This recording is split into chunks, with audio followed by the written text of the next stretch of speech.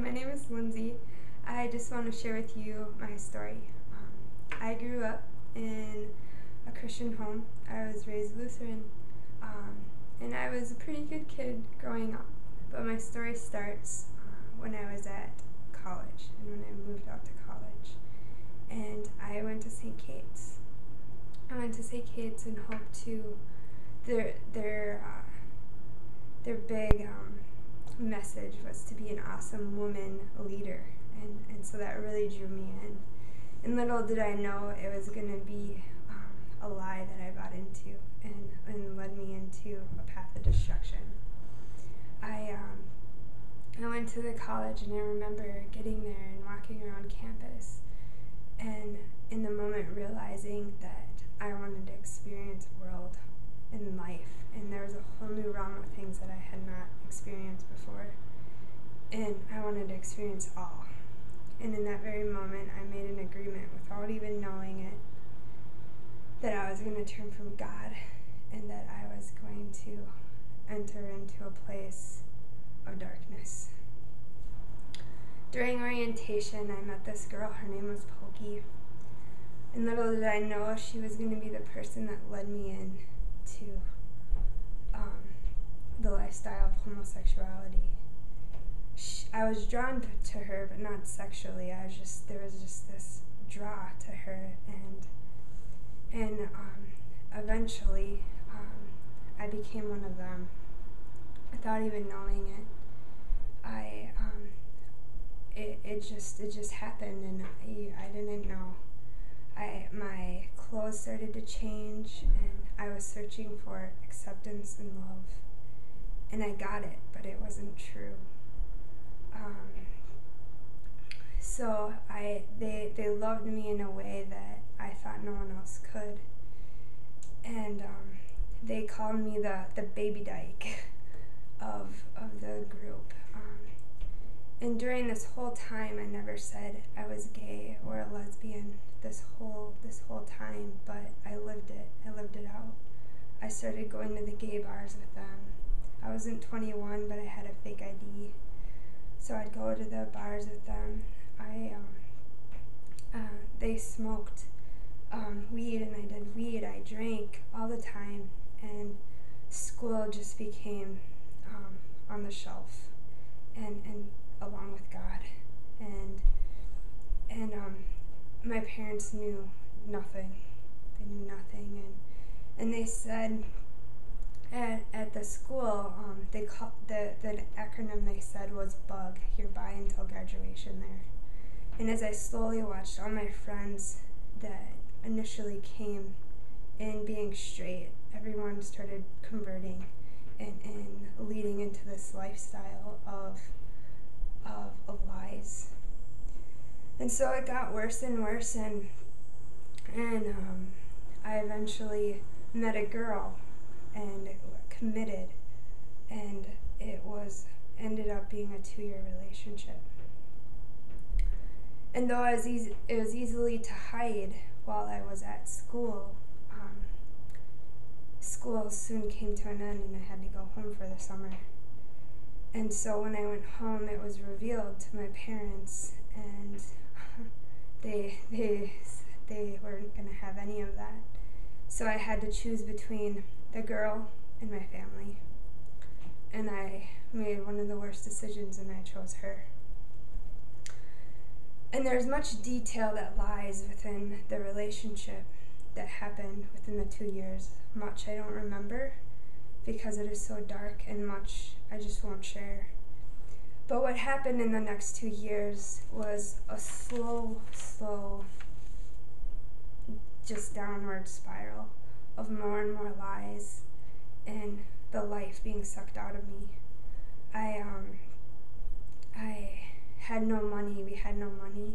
I worked a job at New Horizon, and I would steal food because I didn't have money, and that would be the only time I would eat.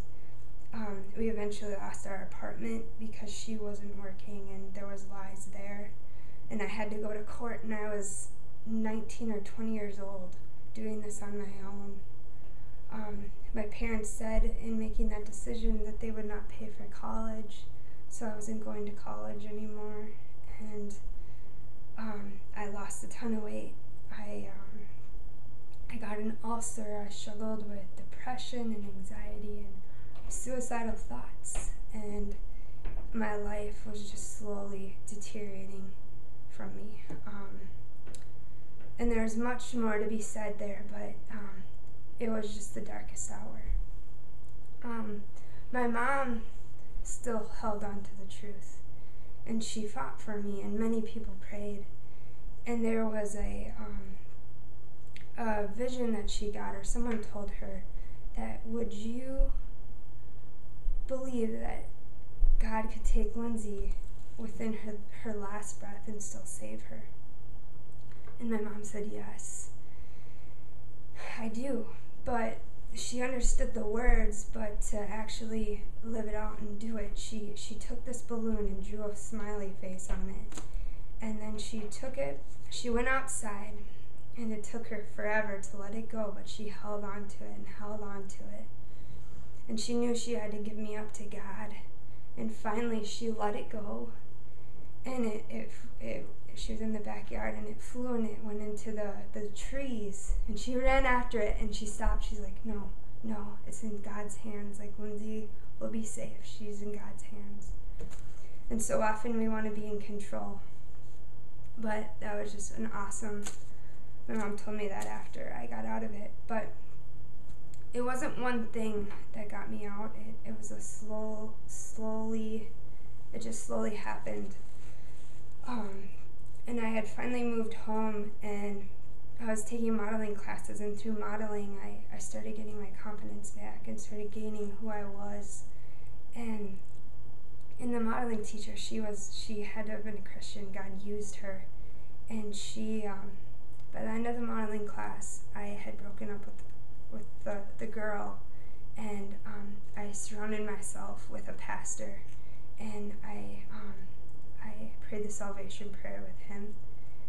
And 5 months later, I was on my way to camp as a youth leader, leading a group of middle school girls, and I definitely felt like Jeremiah, questioning God. I'm just a youth, I'm just a baby in my faith, and you're having me do this. But I remember being at the service after the service was done, and they were playing worship, and one of the songs that came on was "Wrap Me in Your Arms," and I just sat there with my Bible, and I wept, and I had never wept like that before the Lord. And as I was weeping, I got this vision from him, and I wish I could show it to you, but I can't. And in this vision, it was my whole past in like a video clip of the last 2 years that flashed before me. And in those moments, he showed me where he was. He showed me where he was at the bars. He showed me where he was when I had no food. He showed me where I was when I turned from my parents, and he said he was there. He was there with his arms waiting. He showed me how he took me from almost that last breath, and how he saved me, and how he brought me life. And he can do that for all of you. He's there, and he's waiting.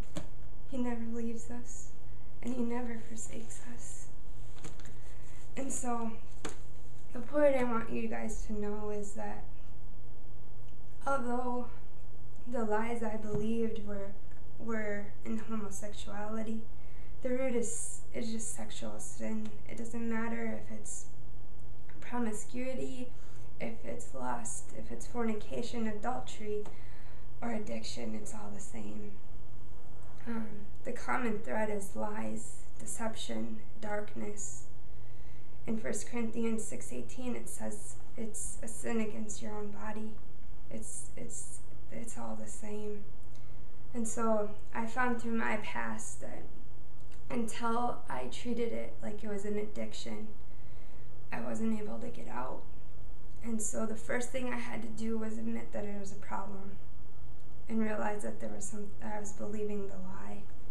Second, I I had to state I wanted to do something about it. I had to say I wanted to change.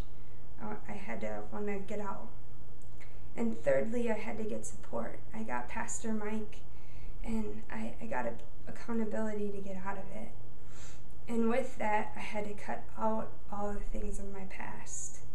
I have not talked to anyone from St. Kate's since I had changed my number, because until I did that, I didn't ever get out. I kept going back. I kept going back to the things I knew. And then finally, you have to create a new pattern. You have to exchange back the lies with the truth, and the truth is only in Jesus Christ. And the scripture I want to read is, "Do not remember the former things, nor consider the things of old. Behold, I will do a new thing. Now it shall spring forth. Shall you know it? I will even make a road in the wilderness and rivers in the desert. He will make a way. He will show you the truth."